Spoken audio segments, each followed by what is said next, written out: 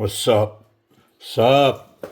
TUYAKNIFE. Man, oh, come on.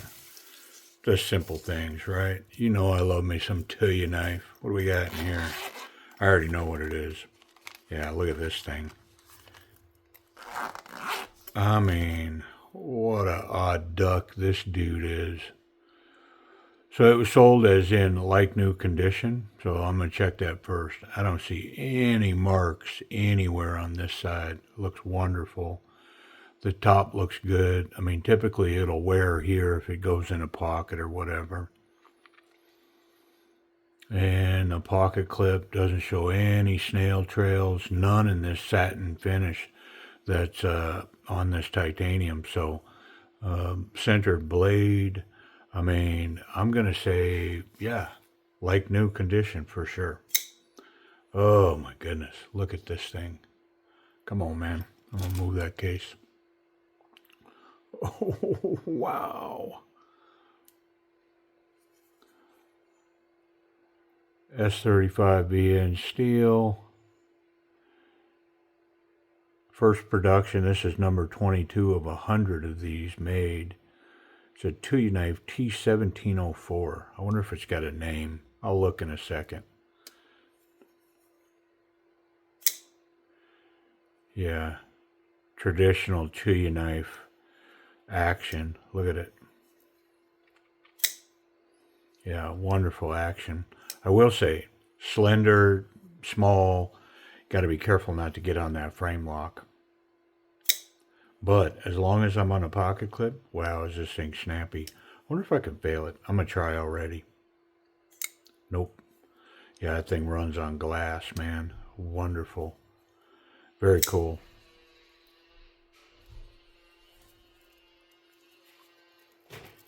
Yeah. Awesome. Wonderful. Hey, let me see if I can find a name. Okay. Well, this is the TUYAKNIFE Talon. Yep. It's at T1704, but it's a Talon is the name of it. Yep. I don't see it in production anywhere, and I don't see anybody carrying it, so it's going to be a sole secondary market find. Yeah. Pretty interesting. I dig it. I dig it. Let's get in it.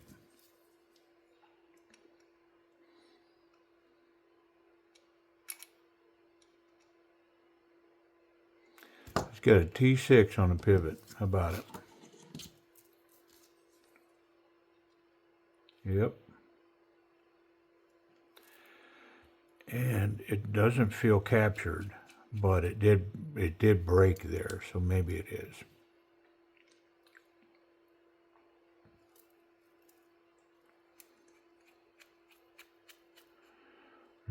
That one's spun. I'm going to get this clip out of my way first. I think I'm going to check that clip real quick to see if it needs a little tensioning. I'll be careful with that blade here without the pivot. Just checking the pocket clip. Let's check the thin stuff. Oh yeah, that would fly out of the pocket if I went running. So I'll work on that, see if I can't add some tension, maybe some cross action underneath. See if I can't improve that a little bit, but it's got to come off. And because of where the clip is in relationship to the screw, I want it to come off anyways because I get turning on that screw and I could mar the side of that clip, and I don't want to do that. Yeah, both of those spun. So I need another T6. Let me see if I can find one. Oh no, I don't see one. Well, let's do it this way. I got a T6 here. It's right there. My little gorilla grip.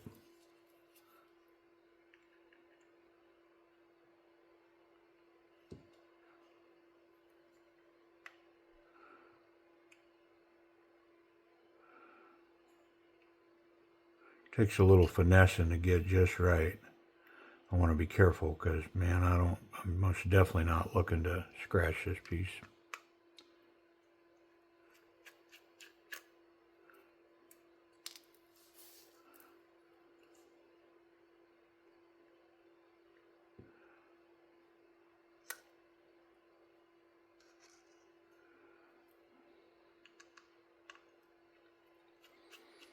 Semi-awkward. Just takes some patience. There we go. I don't think I'll need that to put it back, but we'll see. I mean, standard stuff. Nice cage bearings.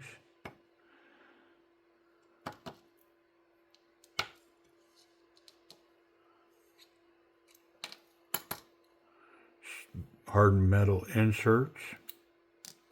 I mean, it's pretty clean in here. Let's get these washers out.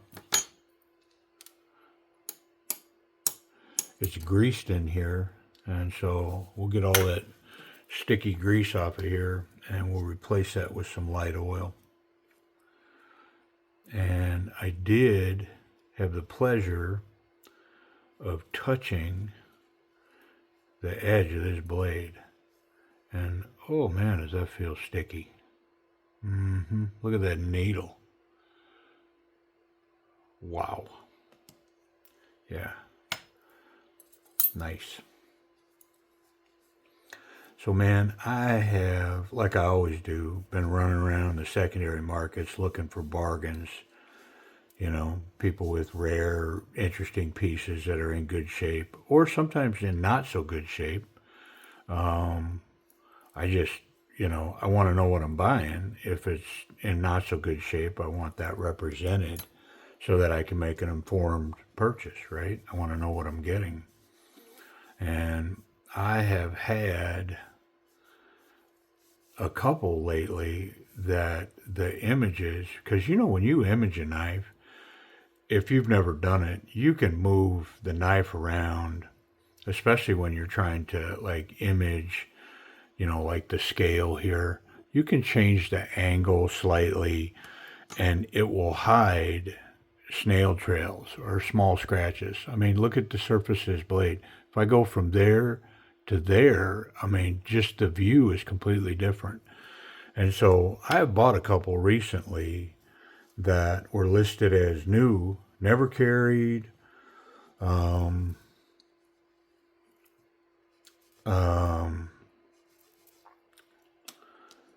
new, the images didn't reveal anywhere. And then I got the pieces in, and there was obvious visible marks on scales, pocket clips, and I was raised to be the kind of person. I say I was raised, but I was pretty much raised by TV. I didn't have a dad around. I didn't, single mom, living the life, whatever. There was a lot of government assistance in my world when I was a kid, and I mean, I grew up poor on the wrong side of the tracks and a tough life, and all the trappings that come with that. But my idea of a father was from movies and television, and so I grew up thinking that to be a man, you're supposed to stand up for yourself. To be a man, you're supposed to, call out a lie. I mean, I don't know if I saw that on Gilligan's Island or a John Wayne movie. I don't know. But, I mean, as an example, I had a girlfriend when I was, I think, 16, and I didn't have no car. But there was this football player that lived down the road from me, high school football player. And he's a big dude. And he had a Mustang. And I didn't even have a car. I was always trying to bum a ride from a friend or whatever. And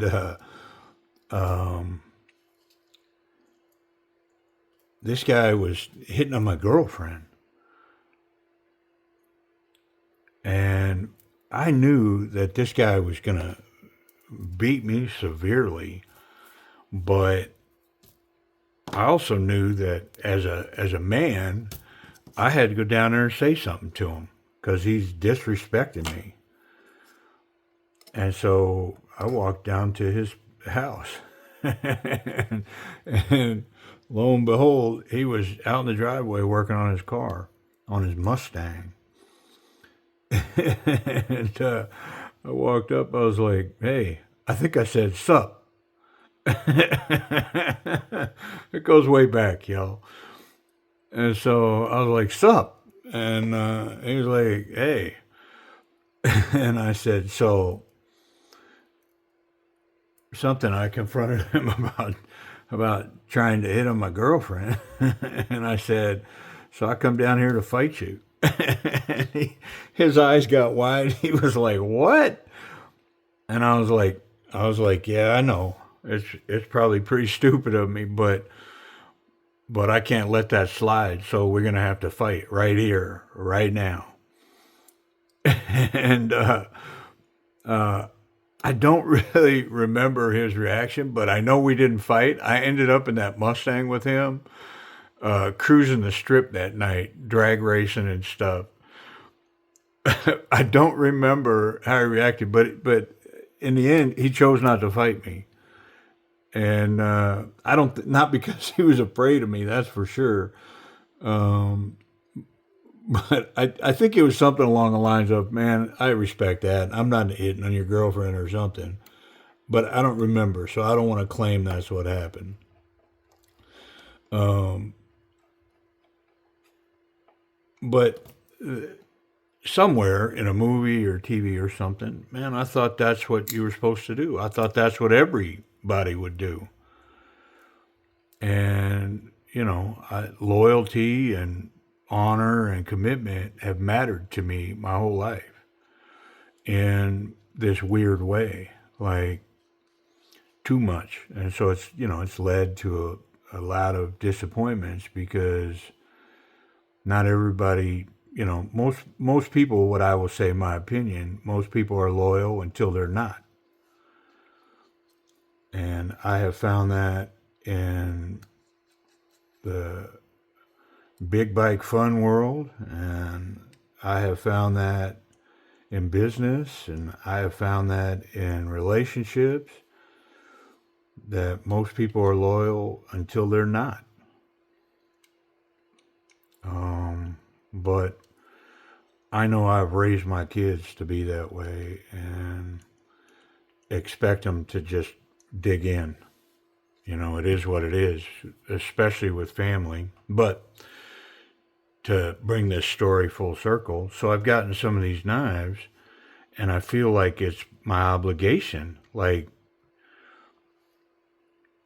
even if I'm made whole in the deal, I feel like it's my obligation to like put the negative feedback out there, call them out for it, and say, hey, you shouldn't be doing that, man.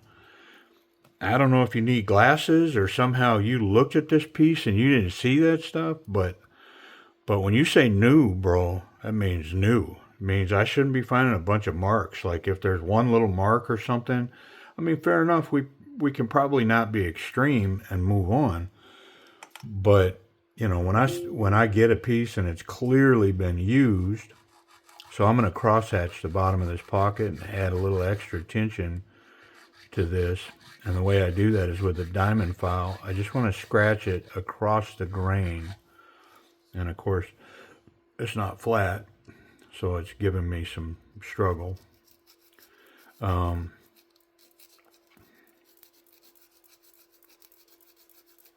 Just want to create some bite here.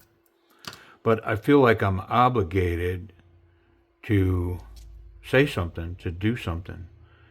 Well, listen, I can tell you as I get older, the adage, pick your battles, really comes to light for me. Like there's some things that, I don't know, is it worth me engaging with somebody over something that's kind of inconsequential. Does that make sense? And it's an internal struggle for me. It really is. Because I just feel like, you know, I mean, it's that same thing, man. If I see somebody getting bullied, I don't care who it is. I don't like a bully. You know, I feel like I got to get involved. You know, I've raised all my kids. If you see somebody getting bullied and you don't get involved, I'm gonna have a problem with that. Like, you should never stand by and watch old people or women or weak people be pushed around for no reason. You know, get you some, get in, whatever. So, but I will say that, where this story started is there's a part of me that's kind of struggling with engaging with all this now. You know, I don't know. It kind of even goes to negative, mean spirited comments on the channel. Fortunately, I've got some moderators that kind of monitor all that for me. And, the rules are pretty stone cold. Like, you can say whatever you want, but if you're name calling and just saying negative things to troll people, to be negative, uh, the rule's pretty specific. Be nice or be elsewhere, you know, because the world's got enough negativity in it, man. And I don't come here to do this to be negative and get caught up in a bunch of nonsense. Um, do I say some controversial? Yeah, I do. I do. And do people make controversial comments? They do sometimes, Does everything get a slap? No. But I think it's good to have that principle. I'll tell you one thing about the comments. It's amazing how many people come up and bring up like First Amendment, free speech. And so, hey, here's my thought on free speech, and I'm going to finish up this knife. That's pretty cool. It's all back together. We'll check that pocket clip. This thing runs like a dream now. I mean, it's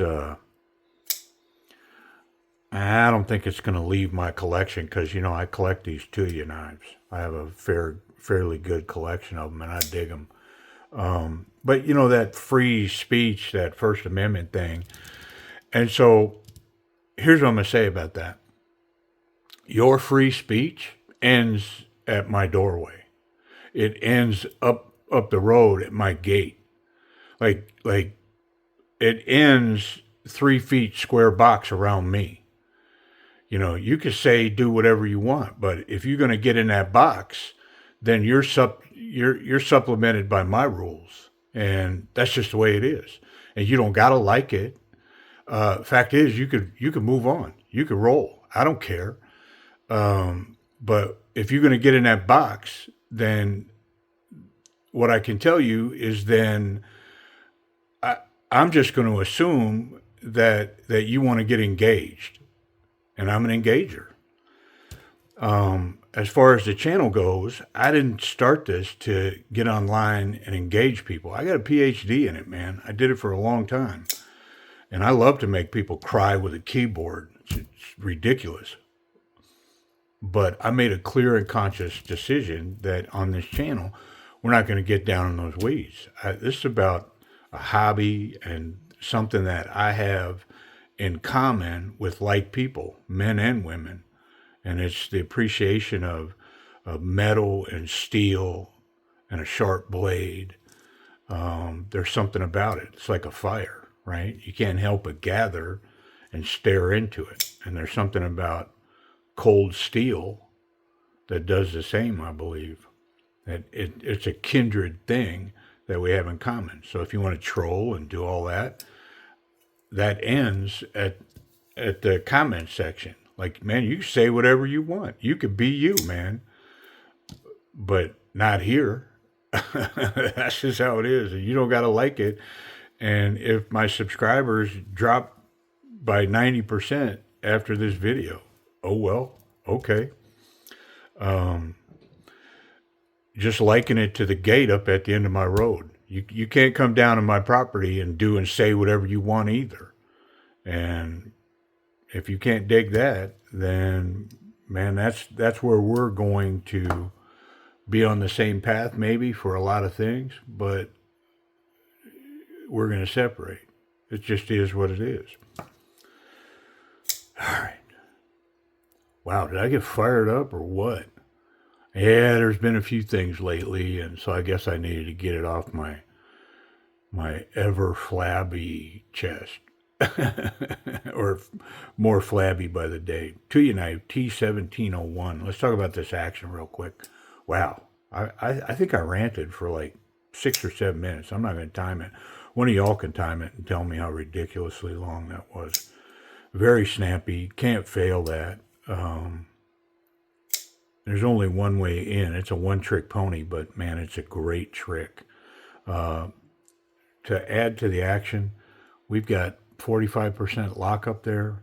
Very intuitive. This is lowered, and man, the knockdown on this knife is so good. We'll get to that in ergonomics, but scalloped here, reach in is very intuitive, and then drop shut action.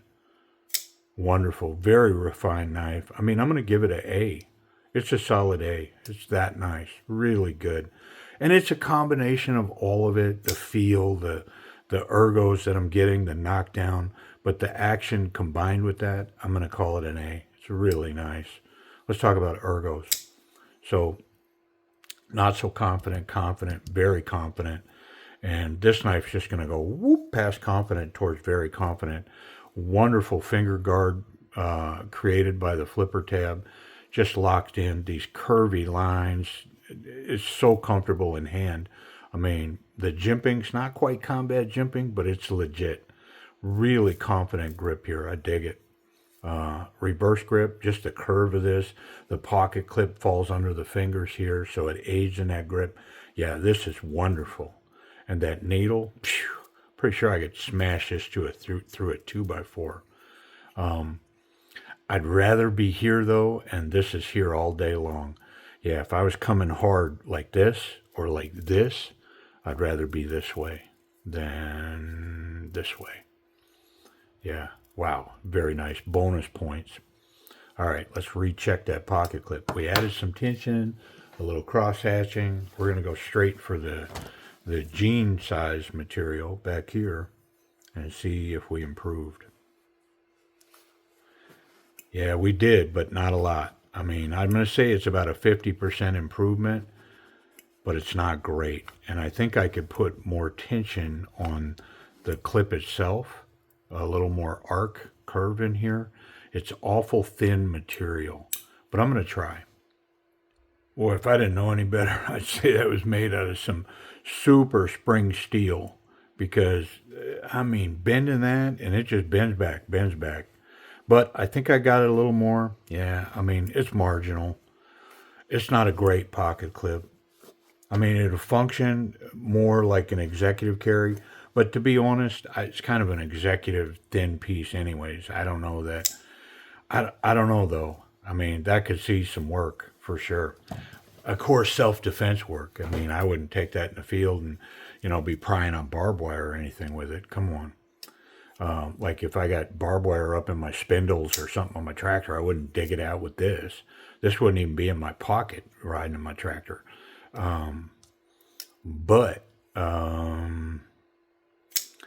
let's check it for safety. Keep it moving, man. All that rant got you confused, bro. Nice titanium backspacer. They did the blue anodizing on the clip and the backspacer, and it's got a lanyard hole here too. And this knife might be a good candidate for a lanyard. I've got a blue one sitting around here that I might actually try on this. That might be pretty cool on this piece. But safety, can't get the blade through there. The tip is nice and recessed, so the clip is meh. The tip is good, and I can move this knife around any way I want without making contact with the blade. How's that detent on the bottom? Nice. Stiff, no lock rock down there. Not lock rock, detent lash. Yep, solid. Let's check the lock. I mean, it's almost 50%. Yeah, pretty good. All right. Last but not least, how's that S35? Definitely factory edge. So that recurve is super sharp. That secondary grind, yeah. It's like a razor. Pretty cool, man. Wow. The Tuya Talon with a huge dose of rant. All right. Hey, I appreciate y'all watching. Pretty cool.